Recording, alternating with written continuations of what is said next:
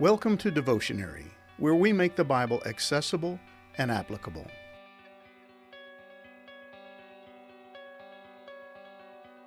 We all know fools. We may not recognize them as such, but their conduct speaks for itself. The Bible has a lot to say about fools, with the Proverbs of Solomon dedicating a great deal of space to the topic. And in 1 Samuel chapter 25, verses 1 through 8, we're introduced to a man whose very name meant fool. We're not told why his parents chose to give him that name, but as the story unfolds, we'll see that he had no problem living up to it. Even his wife will confirm his foolishness. But why is this story included in the Bible? And why did the Holy Spirit inspire the author of 1 Samuel to place it where it is in the story of the life of David? It should become apparent that the introduction of Nabal into the narrative is anything but a coincidence. He shows up at just the right time, providing an incredibly important insight into the heart of King Saul. Nabal was a fool, but so was King Saul. And David was going to get some helpful pointers on how to deal with the fool straight from Nabal's wife. She had learned not to suffer fools gladly, and so would David.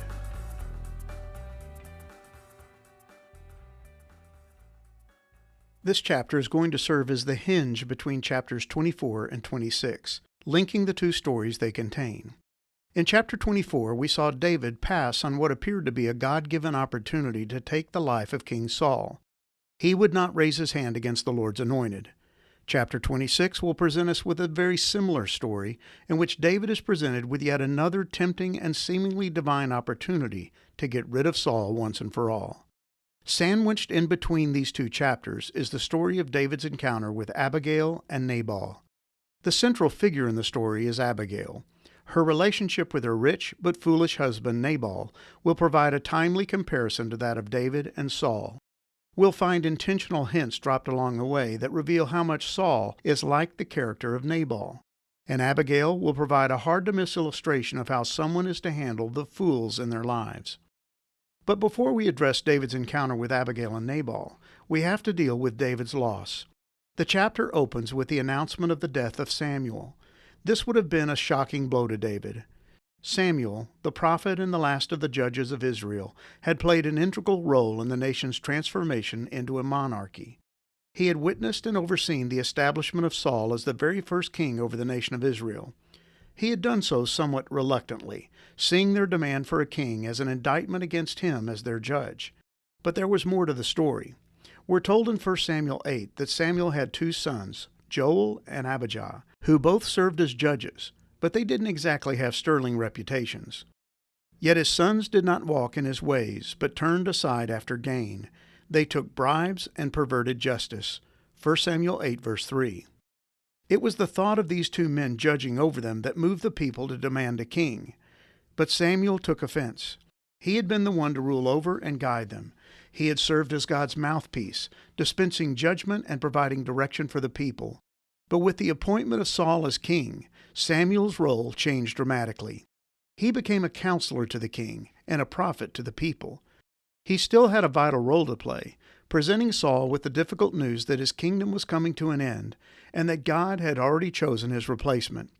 He was the one who anointed David to be the next king. But now, as the nation stood on the brink of a major change, as the transfer of power from one man to another drew closer, Samuel died. The last judge of Israel passed off the scene. A new era was beginning. The period of the kings was about to begin in earnest, and it would represent one of the most volatile and unstable periods in the history of the nation of Israel. David and Saul would end up representing the two diametrically opposite extremes of kingly conduct and character. Israel would know what it was like to have godly kings and godless, foolish, immoral kings.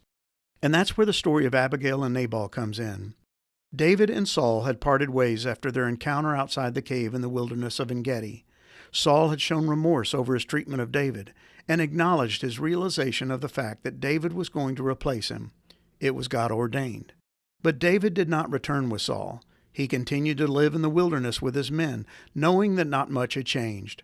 The transfer of power from Saul to himself was up to God and according to his timing. He would have to continue to wait until God decided the timing was right, and that brought him into the wilderness of Paran, where he had a chance encounter with Nabal. We're told that Nabal was rich, having 3,000 sheep and 1,000 goats. He also had a wife named Abigail.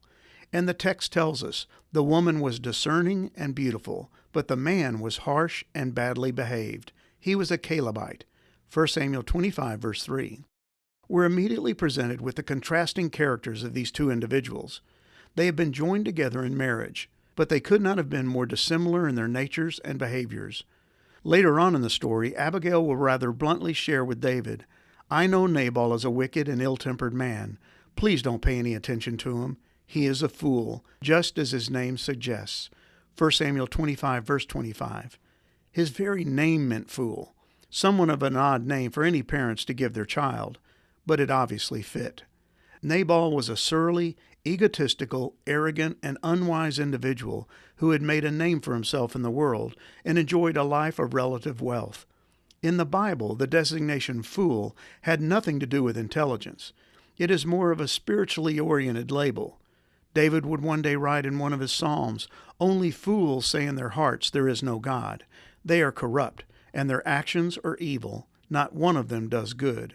Psalm 14, verse 1.